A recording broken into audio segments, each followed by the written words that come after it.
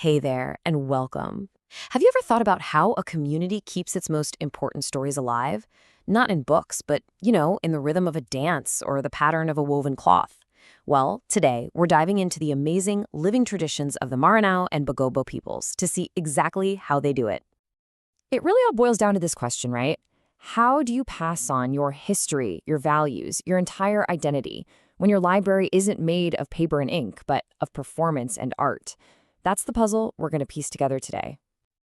So, the foundation for all of this is something we call folklore. You can think of it as a community's shared memory. It's soul, really. It's the whole collection of stories and traditions that makes them who they are.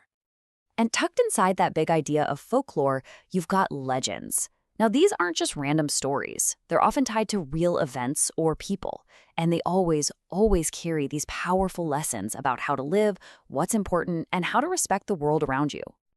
And one of the most incredible ways to bring these stories to life? Through musical drama. This isn't something you just sit back and watch quietly. No way. It's this immersive experience where the story just explodes into reality through the energy of music, song, and movement. So, here's our game plan. First, we'll jump into the epic performances of the Maranao.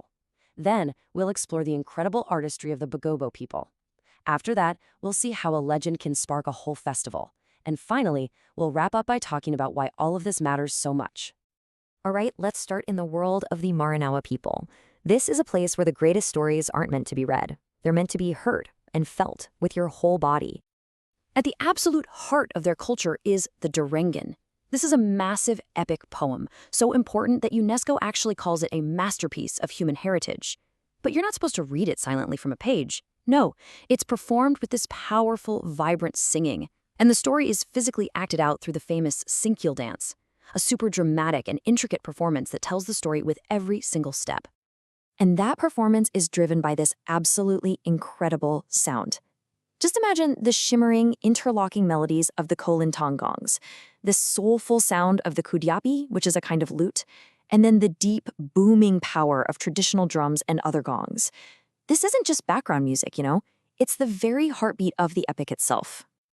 Okay, so now let's switch gears. We're going to move from the world of sound to the world of sight and touch. Because for the Bagobo people, stories and identity aren't just performed, they're actually woven and worn. Just look at their traditional clothing. It's a total masterpiece. It's made with these rich, earthy colors and then decorated with all these intricate beads and feathers.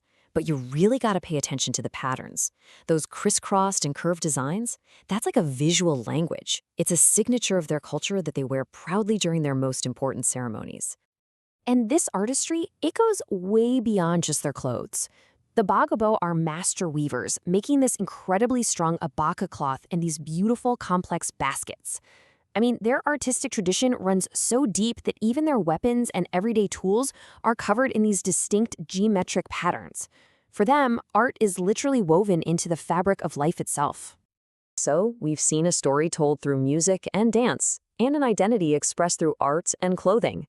Now, what happens when a powerful legend becomes the inspiration for a huge, vibrant celebration for the whole community? Well, it all starts with the Gibuyan legend. The story goes that some hunters showed up and disrespected a secret mountain.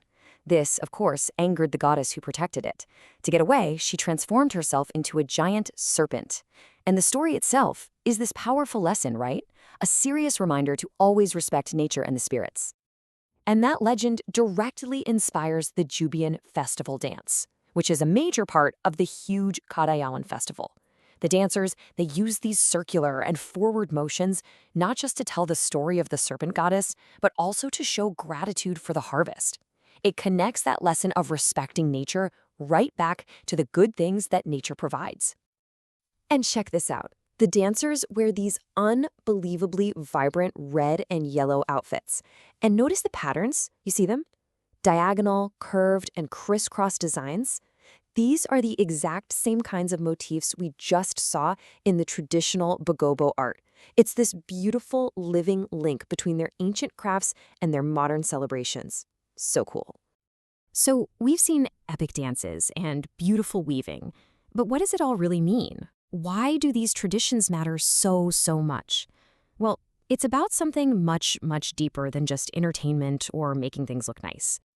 At the end of the day, these traditions are the very threads that weave an entire community together.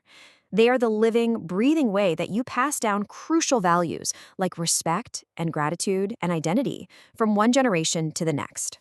So you see, whether it's through the booming sounds of the Durangan epic or the intricate patterns on Bagobo cloth, the real purpose is the same. This art is a way to express gratitude for the harvest, to teach respect for the world, and maybe most importantly, to just celebrate life itself. And that kind of leaves us with a question for you. What are the songs, the stories, the dances, or the crafts in your own community that hold its memories and its values? What traditions do you have that really deserve to be celebrated and passed on? It's definitely something to think about. Thanks so much for exploring all this with me.